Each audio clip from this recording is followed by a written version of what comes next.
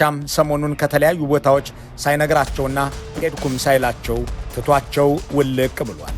የፋኖ ታጣቂዎች ወደ ተለያዩ ከተሞች ሲገቡም እነዚህን የሚሊሻና የአድማ ብተና አባላት በመግቢያ ከተሞችና ዳርቻ እንዲሁም በከተማው ውስጥ አግኝተዋቸው አሰልፈው ሲወስዷቸው ታይተዋል።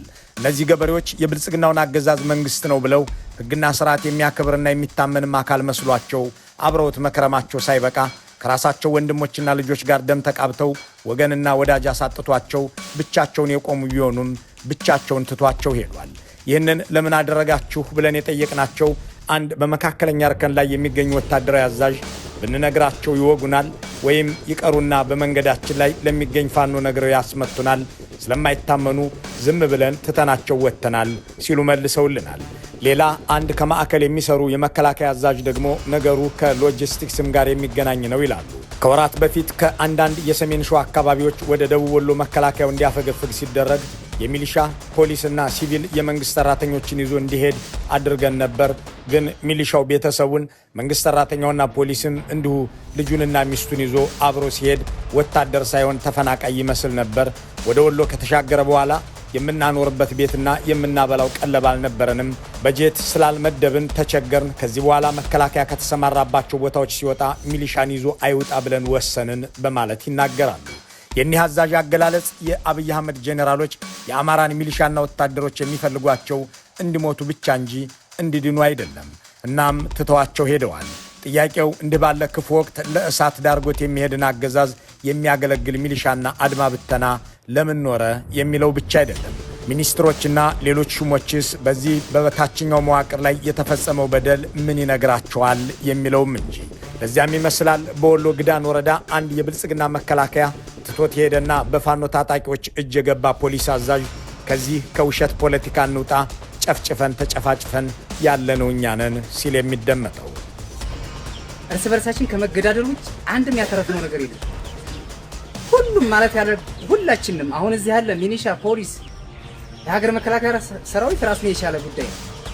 እዚህ ያለ ፖሊስና እዚህ ያለ ሚኒሻ ግን ፋኖም ሆነ እዚሁ ተወልደን እዚሁ እየተበላላን ያለንበት ሁኔታ ስለሆነ ይህን ጉዳይ ሁሉም በውል ሊያየው የሚችለው እኔ መልእክት የማስተላለፍ የምፈልገው እያንዳንዱ ወረዳ አዛዥ፣ ፖሊስ አዛዥ አለ፣ ሚሊሻ ጽሕፈት ቤት አዛዥ አለ፣ ሰላምና ደህንነት አለ። ከዚህ ከተወላገደ ፖለቲካ መውጣት አለበት። ከውሸት በቃ አልቃሹ ሁሉም ነው ሆኖ ያገኘነው። ሁሉም ወገን የተደሰተ አንድም ያገኘነው ነገር የለም። ፋኖም ቢሆን እዚህ ሆኖ እየለቀሰ ያለነው፣ ፖሊስም እዚሁ ላይ ነው ያለነው፣ ሚሊሻም እዚሁ ላይ ነው ያለነው። ከዚህ ድልብ ድረስ የነበረው ውጊያ ማንም አልገባም። የፖለቲካ አመራር ተጨፍጭፈን ወይም ተጨፋጭፈን ያለቅነው እርስ በርሳችን። ኢትዮጵያ ደብዳቤ ናብ ወፃኢ ጉዳይ ሚኒስትር ናይ ኤርትራ ካብ ወፃኢ ጉዳይ ሚኒስትር ናይ ኢትዮጵያ ደብዳቤ ልኢኻ ናይቲ ደብዳቤ ትሕዝቶ ኣብ ክልተ ክንመቕሎ ንኽእል ኢና። ሓደ መሬት ኢትዮጵያ ሒዝኩም ኣለኹም እሞ ውፁእ እዩ ዝብል፣ እቲ ካልኣይ ንዕጡቓት ኣፅዋር ትህቡ ኣለኹም ሓቢርኩም ትስልጥኑ ኣለኹም ኣብ ሰሜን ምዕራብ ኢትዮጵያ እዩ ዝብል። እዚአን ክትወፅእ ኣለኩም ይብል እሞ እዚአን ክኣስረን ከሎ እዚአን ዝበልናኩም ተገይርኩም እርግጥ ተደጋጋሚ ኢና ንሰደልኩም ነርና። እዚአን እንድሕር ገይርኩምዎን ግን ዲፕሎማስያዊ ረኽቢ ክንቅፅል ንኽእል ኢና። ነገር ግን ዲፕሎማስያዊ ረኽብና እውን ሓይሊ ባሕሪ ሓቢርና ክነስልጥን ንኽእል እንተኮይንናን ዓሰብ ወደብ ዓሰብ እውን ክትውና ትኽእል እንተኾንኩምን ዝብል ደብዳቤ ልኢኹም።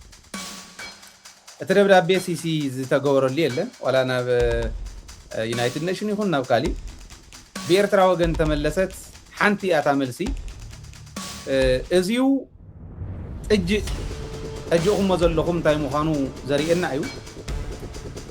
ጻሕታርነት እዩ። ነገር ግን ኣብ ናይ ኢትዮጵያ ናይ ጻሕታርነት ዓውዲ ወይ ማኣዲ ኣይንዕደመን እያ ትብል። ሕዚ ዘን ክልቲአን ደብዳቤ ከመይ ሪኢኻየን እያ ተሓተይ ትኸውን ዘላ። ምናልባሽ ለምቅነ ከም ሰማዕናዮ ከዓ ብናይ ዩናይትድ ኔሽን ሴክሬታሪ ዝበሃል አንቶኒዮ ጉተሬዝ ናብ ኢትዮጵያ ክመፅኡ ናብ ኣፍሪካ ሕብረት ኣኼባ እሞ ብዛዕባ ኢትዮጵያን ኤርትራን ክዘራረቡ ክልተ ደብዳቤ እውን ኢትዮጵያ ልኢኻትሉ ነይራ። ነገር ግን መልሰ ይሃበን ፀኒሑ ዝብሉ ዜናታት እውን ሰምዕ ኣለና።